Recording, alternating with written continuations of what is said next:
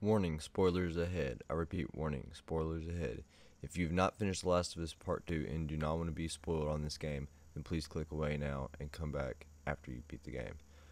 Yo, what's going on, guys? This is JP here with PSG, bringing you my first video game review. I haven't ever done one of these before, so this is new to me. I've always thought about getting into them, but I'm finally doing it now. So, with The Last of Us 2, there was a lot of leaks before the game came out. I was one of the few people that probably didn't get on social media for the week or two before. I mean, every time I seen something The Last of Us 2 on YouTube, I wouldn't click on it. I unsubscribed from other YouTubers I watched play the same game as I play, like the Rad Brad, MK Fire and Ice, people like that. I completely unsubscribed from certain people like that just so I wouldn't be tempted to watch their videos. Now that I beat the game, 7-part live stream that I did, I absolutely love that game. I understand why so many people are upset, but I realized that most of the people that are upset either ended up not playing the game, were just mad at the fact that Joel died in the game and the way he died, and it's totally understandable. I totally get where those people come from. The first game was such an amazing game that losing the guy that you put so many hours in with and you felt compassion for. I mean, we do this all the time. We watch TV shows, movies, and we really enjoy the characters that are in those, and we feel a connection with them. So, like, you know, when they die, you're like, oh no, why do they do that? Like, the same thing with Iron Man and Endgame and Cap leaving and Black Widow. You know, it's just the way it goes. Now with that said, I didn't have a problem with Joel dying. At first it upset me a lot, and I was like, wow, I really can't believe they did him like that. But as the game went on, I understood why Abby did it.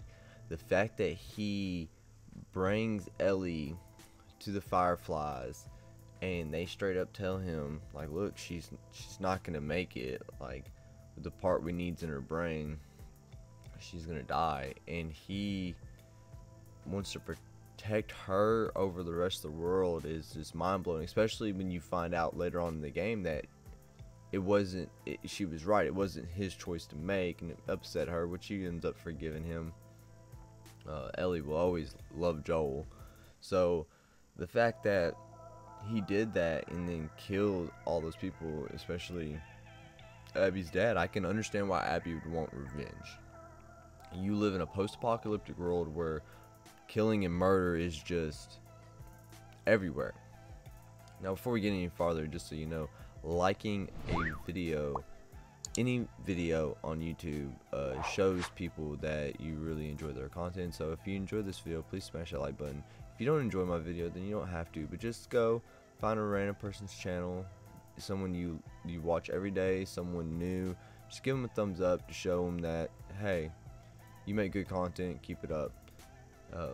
So anyways, what I didn't understand though was why Tommy left without Ellie, because he should have known that Ellie's gonna go either way. Like, it's just gonna happen. I didn't appreciate Tommy at the end coming to Ellie, wanting her to go back and get revenge more.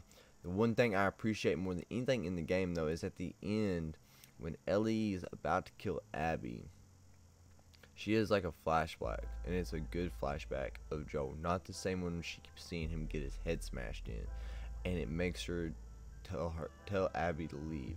And I really appreciate that moment, because you don't always, revenge never stops unless you stop it. So say for instance you kill someone's cousin, and then that person comes and kills your uncle, and then you go back and you kill their mom, and they come back and kill your father, and then you go and kill their sister. Like, it never stops until you stop it, you know what I'm saying? So I appreciate Ellie for stopping it, and I'm sorry to the people that are upset about this game. I understand, you know, you really enjoy the character, but I think it was a fantastic game. I give it a 9 out of 10. Um, I think it was better than the first one. From different standpoints, I think the story was amazing. The gameplay, graphics, the environment, everything was amazing. The reason why I give it a 9 out of 10, though, I don't give it a perfect score, was there's just little things in it that,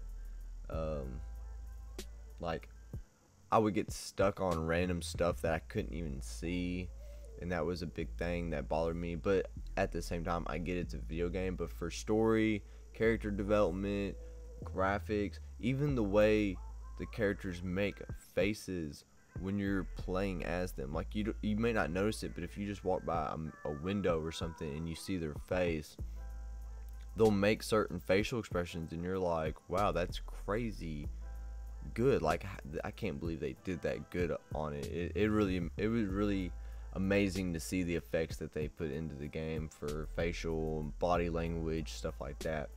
I know some people had a problem with, I can't remember the kid's name, but he was transgender. I didn't have a problem with that. I mean, it wasn't that big of a deal. There are people that identify like that. And you gotta think they also put him into a world where he was a girl, obviously, and he was gonna be sent off to get married to someone, and she was so young. He was so young. The clipping the wings scene, that was crazy to me. I couldn't believe they showed that, but I was like, well, they did show a very brutal head smash in the beginning. I really enjoyed all the different characters. The Rat King, one of the scariest bosses I've ever played against in a video game. My heart was racing from beginning to end. Loved the addition of the Rat King as just like here's a random boss that we created, have fun. Like, and just in my opinion, I don't think Ellie could have beat the Rat King. I think that was definitely an Abby boss, and that was a right move to make. The Seraphites, they were my favorite, like, group of people to fight. The way that the whistling, that's what got me. I was like, okay, this is awesome. The first time you meet them, you're like, whoa, stranger, it says stranger whistles, and you're like, whoa, what's going on? And you go up through the grass and you get shot with the arrow, and you're just like, whoa, what the hell? And then there's these people all going through these bushes after you whistling. That was just an amazing thing. I don't have a whole lot more to say on this. Just the game in general was amazing. I like the transformation of Abby from the beginning, where she's this big buff woman that is just beastly looking, to where she sat in the sun and all of her muscle mass is gone basically, and she's just burnt up and just looks so awful. Like, the way they made her at the end of the game was just amazing. And I like how, even though she's still like rather bigger in size than Ellie, she's so weak though that she couldn't even take Ellie on. Because, you know, the first time when you fight Ellie as Abby, I could not believe they made you do that, and I absolutely loved that. That was so cool to see what it's like as Ellie, you know, fighting you as an AI. I think she did a good job as the AI. I think there's some little things, you know, obviously we would have done different as the players ourselves, but I thought that was really cool. So to fight Ellie as Abby, that was a neat boss fight, and you knew that Abby had the advantage. And I appreciate Abby for not killing Dina because she's pregnant. She wanted to, but I'm thinking it was Yif. I can't remember the kid's name, honestly. Not off the top of my head. I just recently woke up.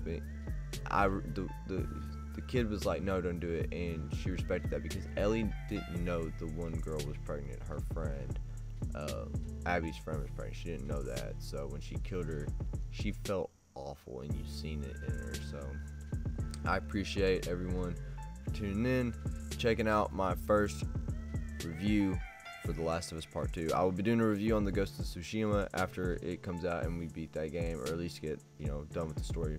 So anyways, as always guys, this is JP with PSG saying peace out and have a wonderful day.